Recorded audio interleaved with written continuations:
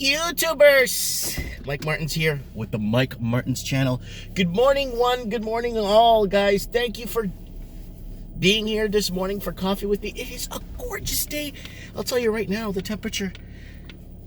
Hold on, my reverse camera's on. It tells me the temperature once I put it in drive. I'll tell you what the temperature is, guys.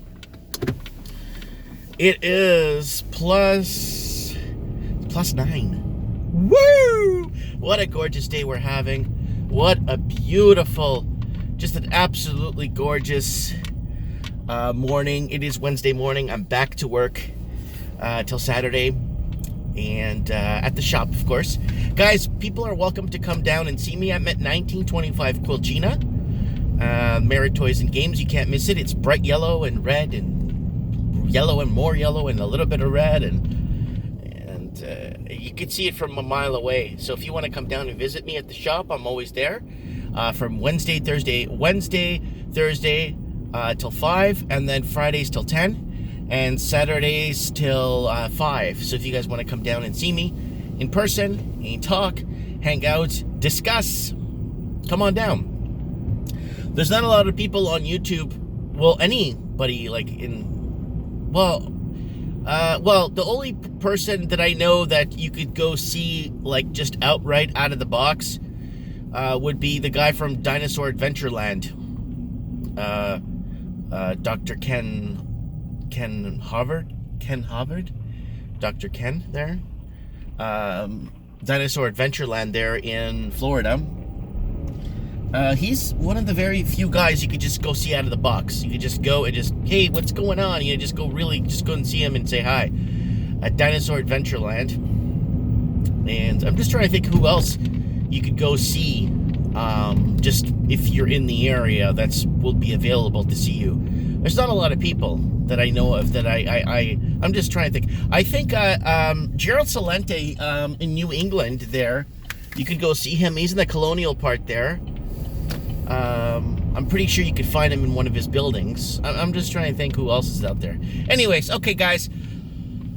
This CV is becoming more and more dangerous. We're seeing what's happening in South Korea, and it's turning into a pandemic. The World Health Organization, I don't know how long it's going to take them to agree that this is a pandemic. I'm going to wait till 1st of March to call the Filipino Airlines to let them know that we're going to cancel our flights and if we could get a refund. The ticket says there's no refund, but the problem is it's not that we don't want to go. We want to go. But if there's a pandemic, what do we do, right? Like, how do we let, like, how is this our fault, right? We want to go. We're like, well, you don't need to cancel, we don't need to get cancellation insurance or any of that stuff because, no, actually the tickets we bought were non-refundable because they were on sale. So I'm pretty sure they could refund that, and get more money for the tickets, right? Can't they? Because then they just say, oh, that was on sale. They'll just sell our seats. You know what I'm saying? So maybe hint to them that we're going to cancel the tickets and then go take the flight and see if they sold our seats to somebody else. That would be a lawsuit and a half. They would never recover from. You know what I'm saying? Or I fly in, and if something happens, or the entire country starts becoming like South Korea and it just starts falling apart, then the airline's on the hook for this, right? Because they're obviously not going to refund us. So I got to find out what the deal is when it comes to that. I think I'm just going to record them and put them on YouTube. I don't care. They could sue me if they want. I don't care. There's all these people who want to sue me. Come and sue me. I don't care. I'm still waiting for summons. I get a lot of fake cease and desists, but I'm not getting anything that's actually tangible. Anyways, guys, I'm going to drop off the mail, and I shall be right back. Alrighty, now I'm back. I'm going to do some grocery shopping for the store. I got a kitchen in the back of the store, so it's really good. Get to keep my groceries and everything there. I don't have to bring lunch. I can make whatever I feel like, which is a good thing to have, which is a really good thing to have. So I don't know if you guys paid attention to the shelves in the Italian stores. They're just buying, and I'm pretty sure that transportation is still moving between, the big rig trucks and stuff are moving transports are bringing in, I'm pretty sure they're going to continue bringing in food to these cities. I think it's just a little bit of a panic there in Italy. And yes, there is obviously cause for panic. There definitely is. But the problem is, I told you guys a couple of weeks ago, I was like, you know what? Look, this is what China's saying. We can't believe them. We need to see what happens when it actually starts going to like legitimate countries, like legitimate, actual more transparent countries with transparent governments. Italy's just throwing the numbers out there and saying this is what we know so far. And then you got South Korea doing the same, right? Philippines you're not getting too much out of, because that's where I want to travel to. I've been following. You're not getting too much news from there. They're keeping it down on the down low. Maybe they don't have anything really to worry, but I think they have like 20 or 30 cases right now. But it's going to double, triple, quadruple, right? You're not hearing much from Pakistan, but you're hearing a ton from Iran. So I don't think this is containable, to be really honest with you. And you're seeing it in the stock markets. People are feeling good this morning with the markets slightly up. Canadian TSX is back down in the red, but the American markets are slightly up because they're feeling the confidence in the president's speech over there in India, basically saying that we have it contained, we're not worried about this virus, it's not going to blah blah blah.